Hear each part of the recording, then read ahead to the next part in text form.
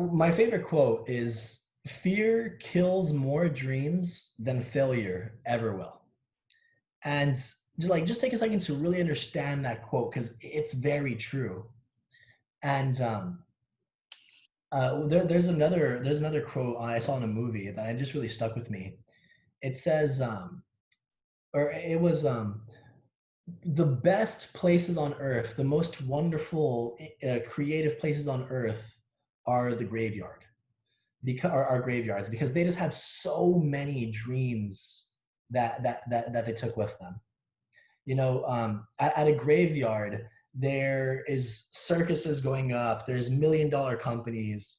There's super happy families and people with their lives, but they're all gone to the graveyard, and that really stuck with me because people, majority of the time, would rather lose outright or to just not even attempt an opportunity than to attempt and lose, to attempt and fail, to feel failure. People are scared of failure, myself included, at a lot of points.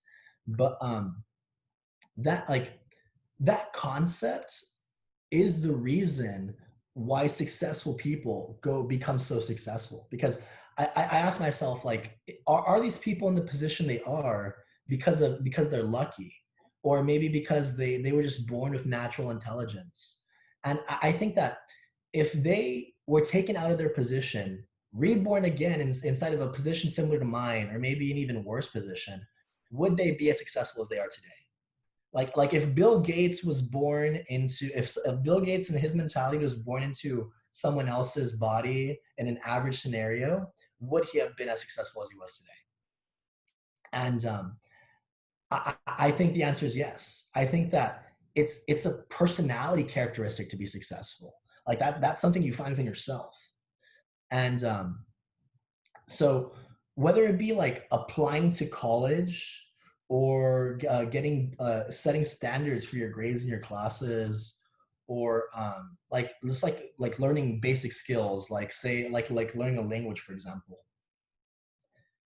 learning to take the opportunity and not being afraid of failure will give you so much more in the long run than being scared to act.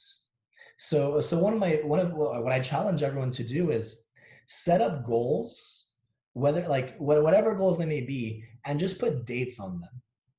Because at the end of the day, you're going to look back at those dates and you're going to think about, like let's say, for example, just to start out, say I want to learn a language.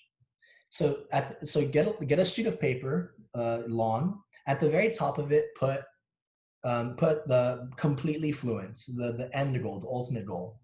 And then at the very bottom, I'm going to put like where you're at. Then put a date by your end goal and figure out how to get to that end goal by that date from where you're at. Make like a step-by-step list. And you know what? Because this is like, because like if you're new to setting up ambitious goals, like you don't even have to keep up with that goal. Just write the timeline. And then as the days pass where you could have been fulfilling those check marks, you're going to think about them. And thinking about them, it gets addictive to think about those goals. To say like, man, like I would have been fluent today if I would have kept up with my checklist. I would have learned this language, or I would have been able to like afford that car, or whatever it may be. And so just keep a checklist. So that way you want to get to this point and you have a map to get there. It's just a matter of doing it. And that's in your control every day, of that every day you follow that checklist. So that's where you should take that's how I've done the majority of the things in my life. And I challenge you to do so. Do something ambitious, whatever it may be. Find something you want to get done and just put a date on it. Get a checklist, and you'll get there. Another thing that I think is very important is always ask yourself how to improve. Always have it on the back of your mind. Like just these concepts, like what I found is, in terms of social capital, ask yourself, are you happy with the people you've surrounded yourself with? And if that's true, awesome. Are you happy with how many people you've surrounded yourself with? And that's something that I find myself doing a lot. um, I really want to I really want to reach out to people, get to know more people, build those connections, and just continue moving forward. And I challenge you to ask yourself, what could you be doing better right now in your position?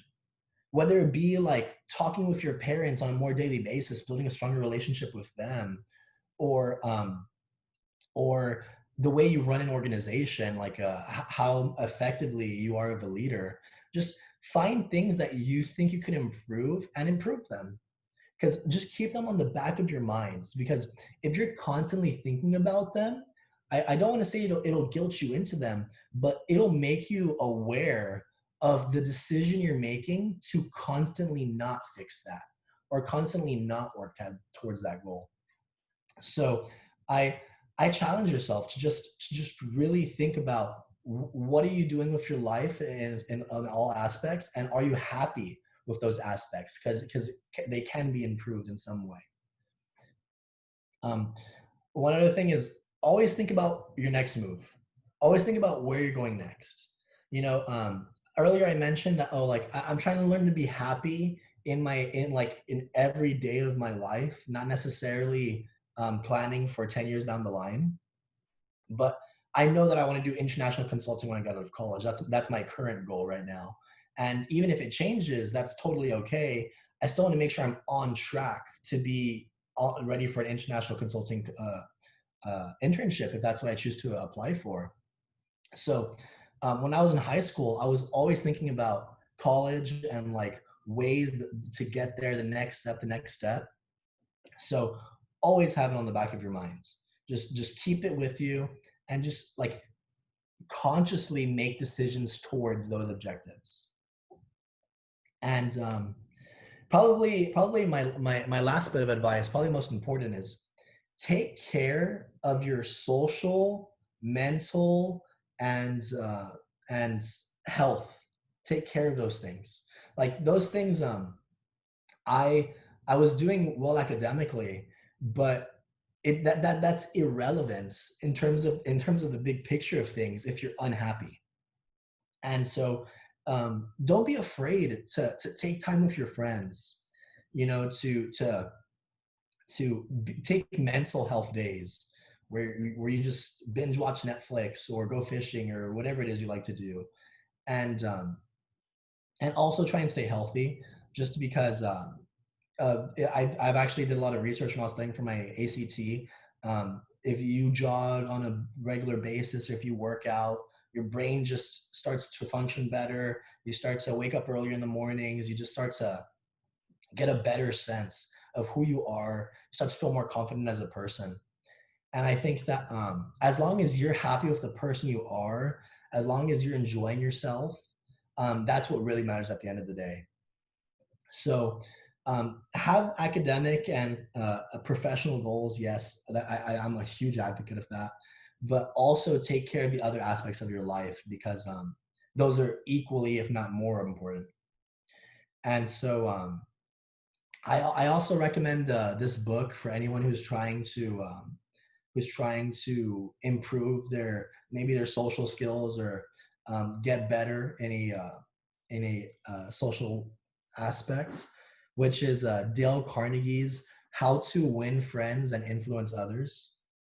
It's it teaches you so much, and one of the biggest takeaways I learned from that book is the most successful person in the corporation, the person who's ranked the top, they aren't the smartest.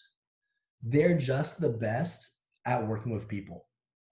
And I think that I didn't realize that at a point, because I knew there was something different about these CEOs and presidents that I didn't